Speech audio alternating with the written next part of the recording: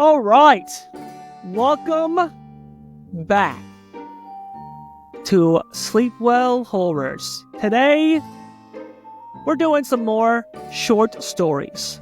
Sleep Well Horrors short stories. It's a snack day. It's Wednesday. Everyone knows it's Wednesday because that's when we do short stories. We have a good one for you because we all know how addicted you guys are to your phones. So we're going to give you a little good one to make you a little bit scared of it, okay? So today's story is called The Dangers of Instagram Fame. I know, right? Ironic, because we're doing stuff on social media. And the author is Alex McIntosh. Wrote this story. Honestly, I think he's one of on our top 5 list. We've only done like 14 stories, but it's on our top 5 list of writers.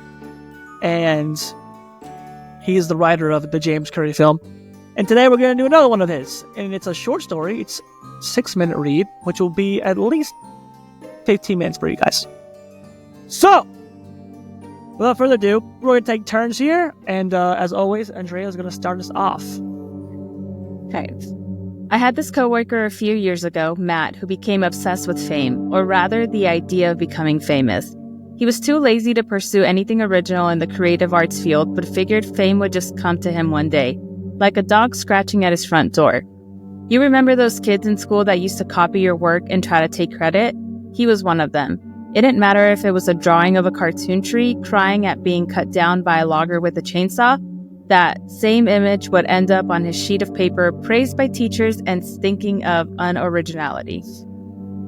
Matt hit the jackpot one day and got this small bungalow on a quiet cul-de-sac. It was away from the sounds of emergency sirens and gridlock in the city. The bungalow itself was cookie cutter and looked the same as every other house. Perfect fit for Matt in that way. Anyway, he bought the place at an auction for dirt cheap and had to throw out the leftover contents. He checked out everything from old piss-stained Chesterfield with cigarette burns to some ugly beige kitchen carpets covered in pork grease and God knows what. Something of interest that Matt found in the house hidden in the bedroom closet was a large cardboard box marked vaguely as old stuff. He was curious, as anybody would be, so he lifted out the box and placed it on the scraggly carpeted floor. He had the cheap orange penknife in his pocket that he used to sharpen sticks with as a kid. He was never without it. Anyway, he cut through the tape and couldn't wait to see what was inside. Photographs. There must have been hundreds, maybe even thousands, all glossy in mint condition. On each one was this striking young lady, posing in different garments, and when I say striking, this was the most beautiful woman Matt had ever seen in his life. She had long flowing red hair down to her shoulder blades and blue eyes so inviting you'd think you were a kid with free reign of a candy store. Her eyes, they seemed to jump out of every picture. In some of the photos, she was modeling bare summer swimwear and the cozy knit fall sweaters in others. So who was she? There was no name etched on the box or scribbled anywhere on any photo. Matt rifled through several to see if there was any means of identification. That afternoon, he lost track of time until it was dark. He busied himself flicking through each photo, her eyes staring right at him. Each newly discovered pose gave Matt his sense of wanton desire. Those piercing blue eyes grabbed him in a way he'd never felt before. Flick, flick, flick, flick. Each newly discovered photo was more desirable than the last. Each new outfit skimpier until close to the bottom of the box, she was out of her clothes altogether. It started for him as just a small piece of social media enjoyment. He wanted to see what his favorite wrestler was benching during workouts. He wanted to know what foods affected his sleep patterns. He wanted to see behind-the-scenes makeup effects applied to actors on set during the making of his favorite B-movies. These were his primary interests until he discovered Instagram models. This was when his personality started to change. In no time, Matt's account was flooded with constant updates and images of beautiful women. all sipping iced lattes on verandas, supposedly in Southern California, wearing just enough clothing to satisfy the content rules and regulations. He scrolled through his phone constantly, addicted. Even at work, when he didn't think one of the swing managers would notice, he'd be stood there ogling. Eventually, he lost interest in the wrestlers, the movie stars, the B-movie horror icons, until it was just a slew of different models of all shapes and sizes appearing on his phone, each satisfying his perverted curiosity in a different way. Earlier, I'd mentioned Matt's little character flaw, his obsession with fame. Well, some of these models on Instagram have millions of followers, and those followers in turn gave them millions of likes. Those beautiful little seals of approval. That nice dopamine shot to get you through the day. Sometimes it can even get lucrative when it comes to sponsorships and advertising. So, fame and money just from posting stuff online? Well, Matt thought to himself, why not create an account using a made-up name and post these newly discovered photos? If this perfect girl could draw in followers like him, he'd achieve everything he thought he ever wanted. What a fucking creep. That's a good word. Yeah. Matt didn't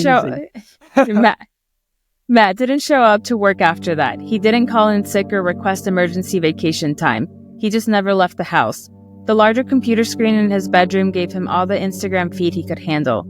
Days turned into weeks, and Matt's appearance changed.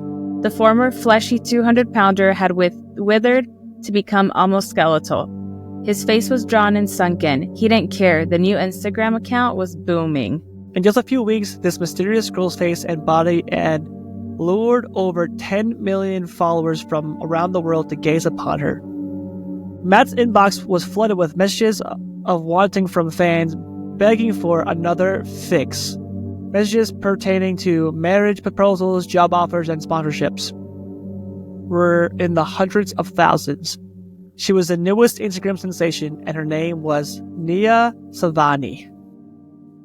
Marriage proposals are wild. First off, that happens to most Instagram models, not even Instagram models, just Instagram famous women. Like they have so many stalkers. That's wild. And secondly, crazy. He's catfishing. This is like catfishing to the extreme. Oh, yeah. Matt was proud of creating the name. It was probably the most original idea that ever entered his farcical gray matter of a brain. Matt had made money, but more importantly, gotten his taste of fame, or rather, Nia's fame. Soon, Nia's wings were spread to more than social media. Her face was appearing on news channels around the world. The general public even became obsessed with her, especially since they had only seen pics and no video footage. There was one news story. It must have scared Matt even before anything else happened. A Mrs. Gold was interviewed on one of the news channels. She was in her 60s but looked older, the six-pack of smokers a day kind of person.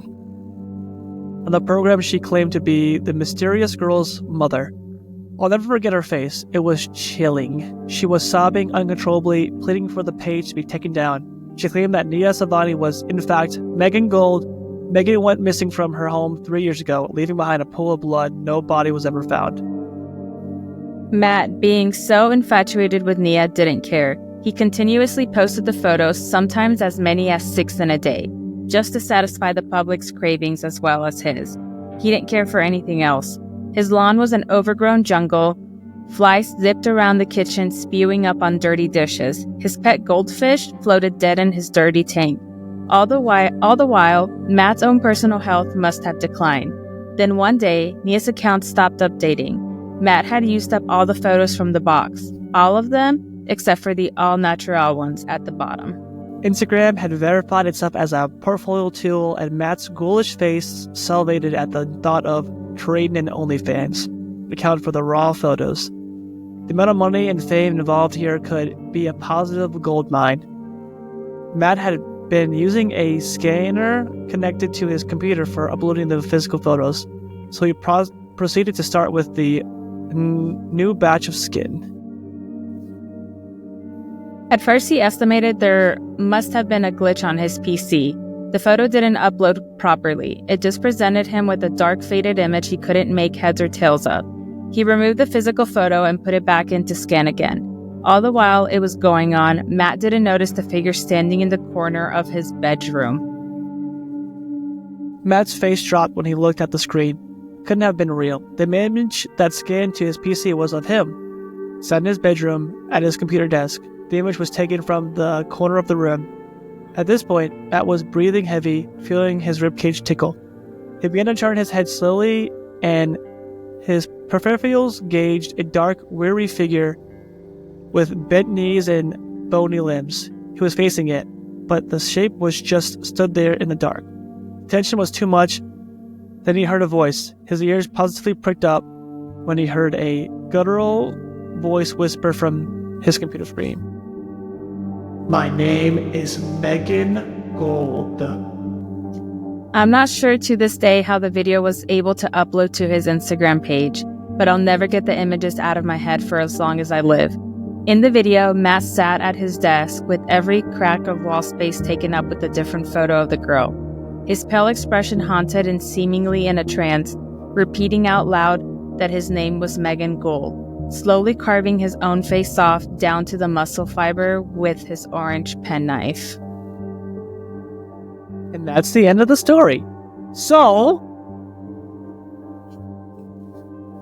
there's a lesson there's a lesson to be learned here. Don't be a creep on Instagram. Be a catfish and use a dead girl's photos for a fake Instagram account. True.